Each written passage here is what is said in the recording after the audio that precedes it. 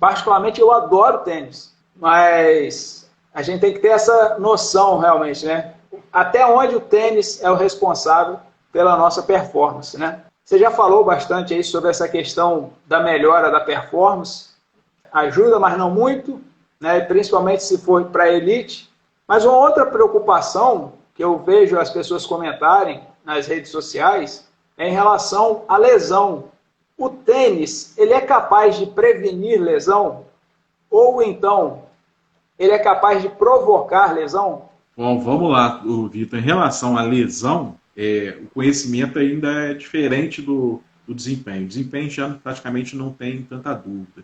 Mas em relação à lesão, que a gente está estudando sobre isso, ainda não está cravado se ajuda, né, a prevenir ou não. Mas o que a gente tem que pensar? A corrida, como qualquer outro exercício, ela exerce ali um efeito de adaptação ao nosso corpo, né? Então a gente é submetido a um estímulo, né? O exercício é o estímulo, e o nosso organismo se adapta frente a ele. A lesão esportiva ela só vai ocorrer a partir do momento que você pratica esporte.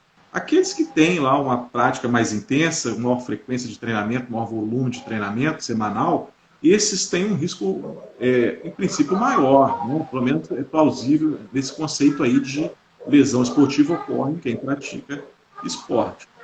Mas, assim, em relação ao tênis, não tem ainda nenhum estudo que cravou ainda, a gente está, né, investigando isso, né? Ao contrário do desempenho. E por quê? Porque exige estudos grandes, né? Estudos com lesão, para observar lesão, exige estudos assim, com grande quantidade de pessoas participando na amostra, né, de corredores, o que não é muito fácil. Já o desempenho é muito mais fácil a gente medir isso e precisa de muito menos gente para estudar. Mas, assim, não está definido. Nem que sim e nem que não. Tá? No momento não está definido.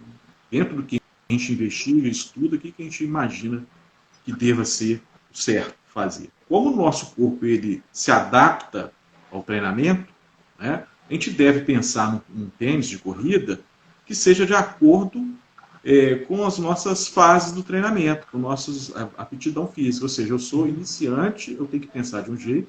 Eu sou lá já experiente, mas assim, amador, recreacional. Eu posso pensar no tênis de outra forma, ou eu sou o atleta de elite, lá, alto desempenho, eu penso de outra forma.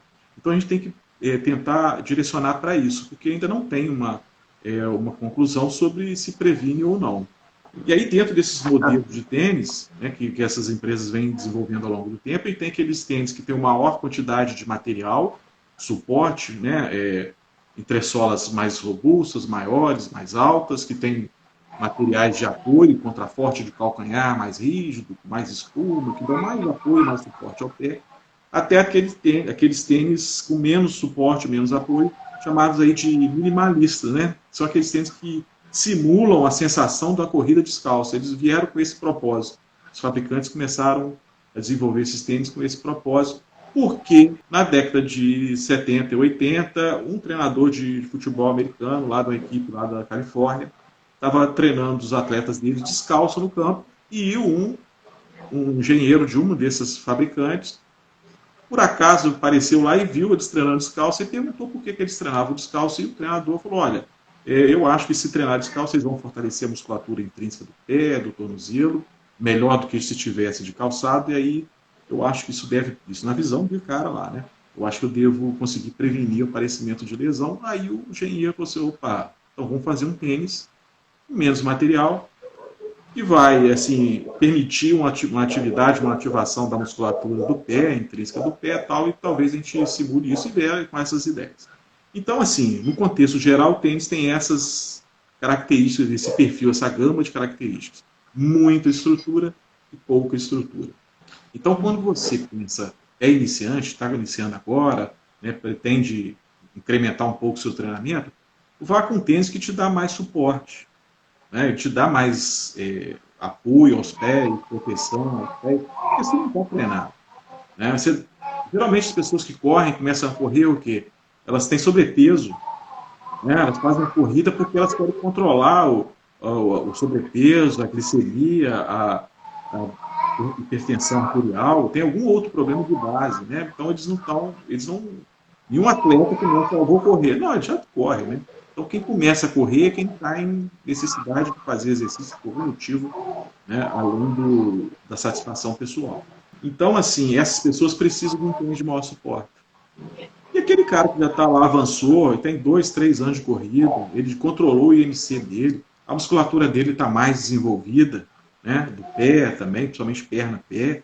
Aí sim, ele pode pensar num tênis mais leve, com menos apoio e suporte ao pé, e que permite ele ter um desempenho um pouco maior.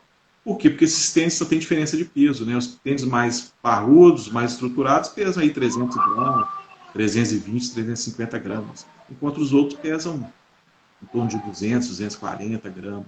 Né? Então, existe uma diferença grande, e essa diferença de peso, ela é uma das responsáveis pelo aumento do desempenho de determinados tipos de tênis. Né?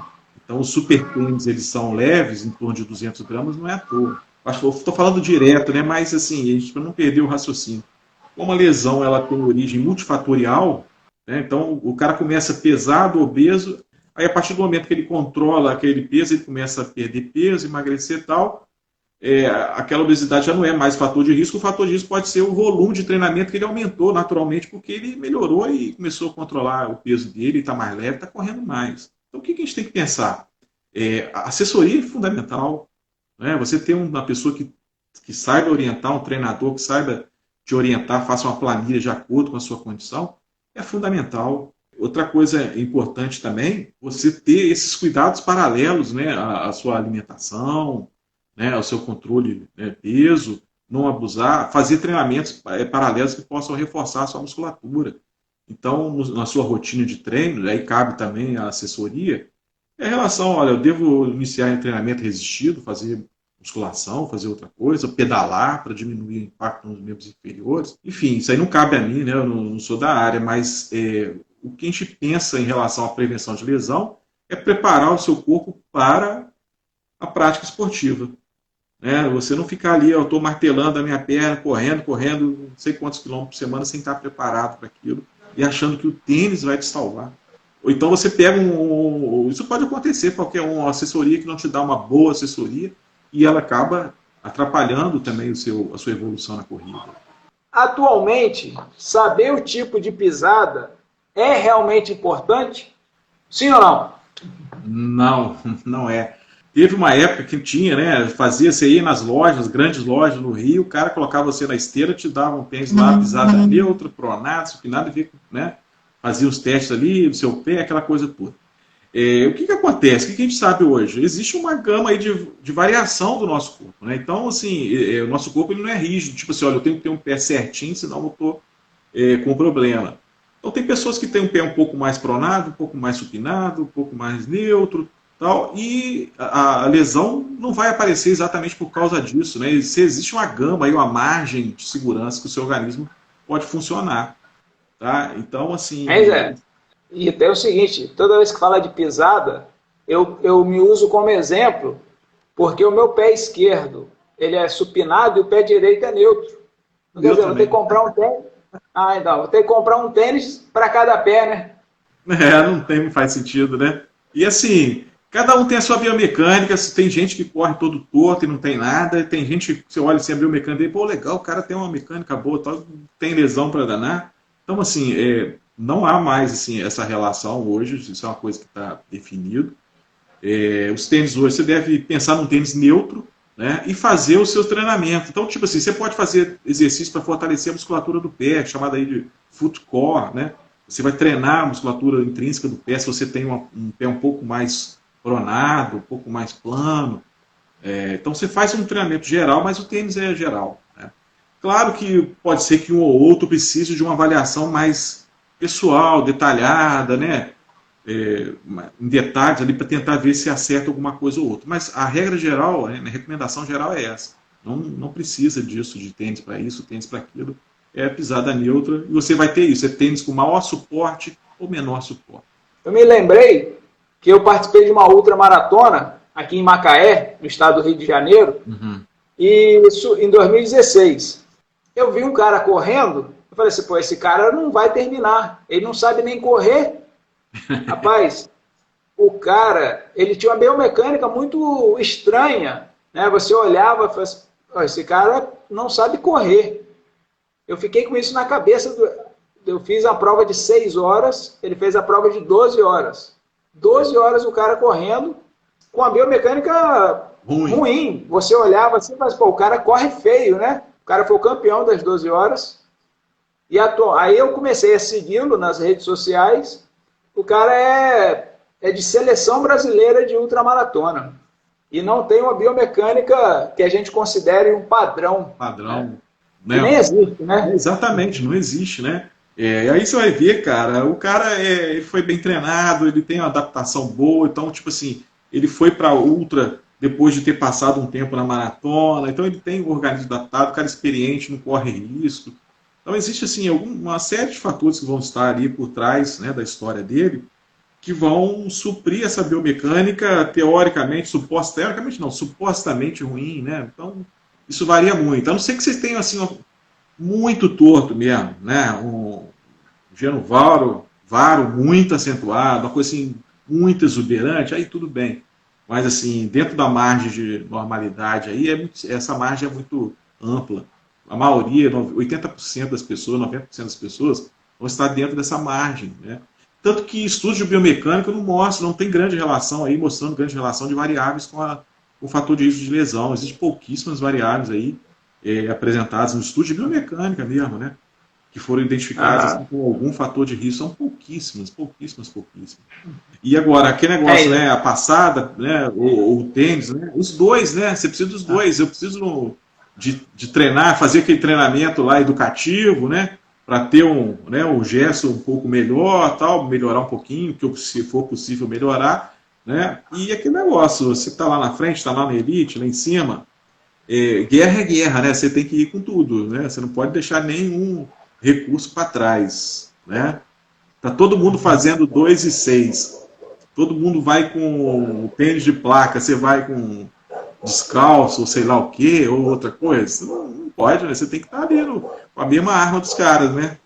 E aí o seu treinamento vai fazer diferença, a sua genética vai fazer diferença aí, né? Enfim. Quais as orientações que a gente pode passar, quais os cuidados, quais os detalhes que a gente tem que observar na hora de comprar um tênis? Seja à distância, seja presencialmente. O que você tem de dica assim, para quando a gente vai comprar um tênis? Cara, isso aí eu acho que é super importante. Foi o que eu falei lá no início. A gente não pode comprar um tênis e depois voltar lá e falar, não gostei, usei, deu calo, deu bolha, apertou meu pé, eu quero trocar. A gente não pode fazer. Não é carro que você troca com 3 meses, você troca, né? Não pode. Então, tipo assim, a gente não tem dinheiro para ficar comprando, comprei, não gostei, quero outro, compra outro. A gente não tem esse dinheiro. Então, às vezes, as pessoas criticam a importância que algumas pessoas dão ao tênis, né? Preocupação, não é importância, preocupação ao tênis, mas tem que ter, porque a gente não tem dinheiro para ficar comprando tênis de R$800, R$900, R$1.000 toda hora. Então, assim, eu acho assim, importantíssimo isso. E assim, eu preparei uma listinha aqui, para não me perder aqui, não perder um detalhe, né? A palavra-chave é